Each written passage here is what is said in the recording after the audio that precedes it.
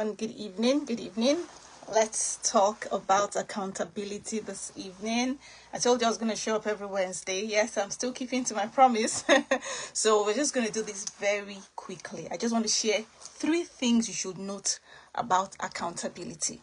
By now, I believe you know that when you set a goal and you have accountability, it is almost certain that you will achieve the goal. In fact, let me share some statistics with you. When you set a goal and you just make a commitment to somebody, maybe your spouse or your child, that you want to achieve something, science, research has proven that you increase your chance of achieving that goal by 65%. So you want to drink more water, you want to drink XYZ liters of water a day, and you tell somebody, you just telling somebody about it increases your chance of achieving that goal by 65%. Now, telling somebody and having a scheduled appointment with the person to say, every Wednesday, I will sit with you, I will discuss my progress with this goal or on this goal, will increase your chances of achieving that goal by 95%. So if there's any goal that you think that you're struggling to achieve right now, all you have to do is build accountability into your system. Meaning, find somebody to hold you responsible for achieving that goal. And you would see that all the failures you've been having in time past will disappear. Because your chances of achieving the goal will increase. Okay?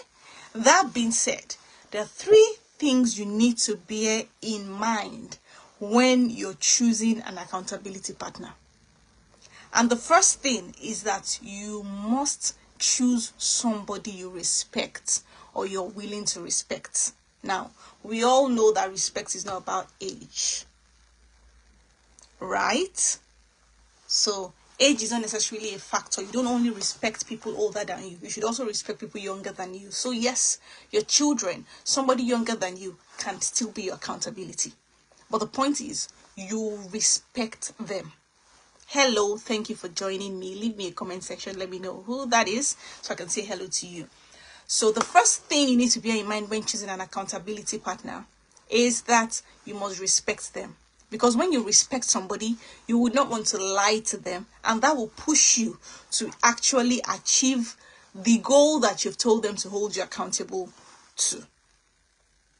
The second thing to note is when you're choosing an accountability partner, they must know more than you on that subject matter. Just touching back on respect very quickly, right? Touching back on respect very quickly. The person that you call your accountability partner is not somebody that you just tell, keep quiet, shut up, get out. When they're trying to say, oh, how far with this thing? I say, oh, come on, go away, go and sit down. No, that's the respect we're talking about, okay? So moving on to somebody who knows more than you. Because being knowledgeable than you would make them pull you further on the path of achieving your goal. You need to surround yourself with people that show you your future, not people that drag you to your past. So if you're trying to lose weight, you're trying to eat healthy, you cannot have an accountability partner who is somebody that will tell you, now fast, we no keep person.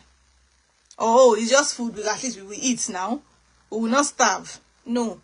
That the person that is your accountability partner must know more than you do on that subject, and so they can challenge you to do better. They can encourage you, they can advise you. It doesn't mean that they are smarter than you or anything, but it's just their own forte, it's their area of focus. Just the way everybody has their own strengths and weaknesses. So if you're choosing an accountability to help you lose weight, it must be somebody who is interested or knowledgeable about weight loss. You cannot just pick somebody who is not interested in that line to be your accountability. Even when you're doing the wrong thing, they will not be able to correct you. They will not be able to guide you right. So your accountability first must be somebody who you respect. Secondly, must be somebody who knows more than you or is interested in that subject matter that is your goal that you're trying to achieve. The third thing, as we wrap up, hey, Moniz Vic, How are you doing, Mama? Thanks for joining me. The third thing you need to note about choosing an accountability partner is that there must be somebody who is committed to seeing you win. There must be somebody genuinely interested in seeing you achieve that goal. Not everybody will be that to you. Not everybody may be interested in a particular goal that you're trying to achieve. So you need to choose somebody who you know that will be genuinely interested in seeing you achieve that goal. Somebody who will cheer you on. Somebody who will challenge you. Somebody who cares about your progress and they want you to win. That's the person you should choose as accountability. I said it before that you merely having accountability for any goal increases your chances of achieving that goal greatly.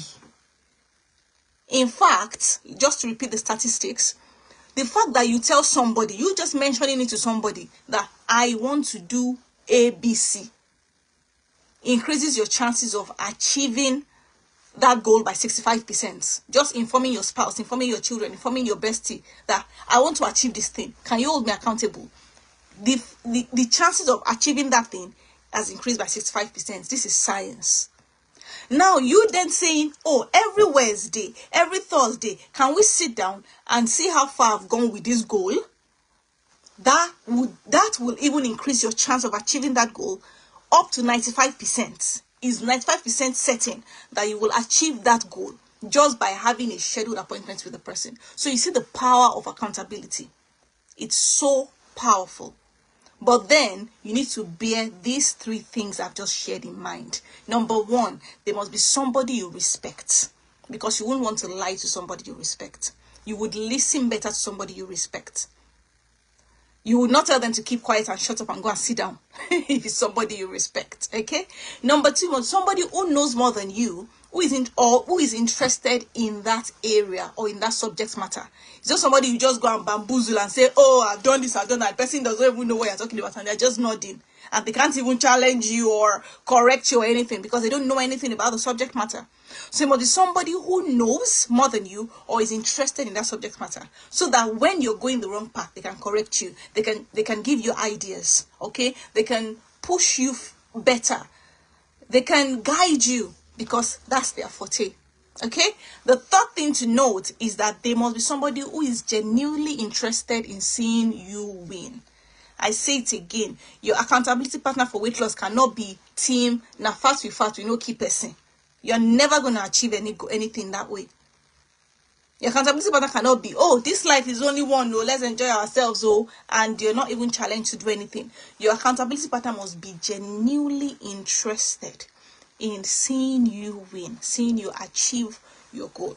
So these three things you must bear in mind when choosing an accountability partner. And I always end this conversation by saying, I can be your accountability partner on this health journey. Okay?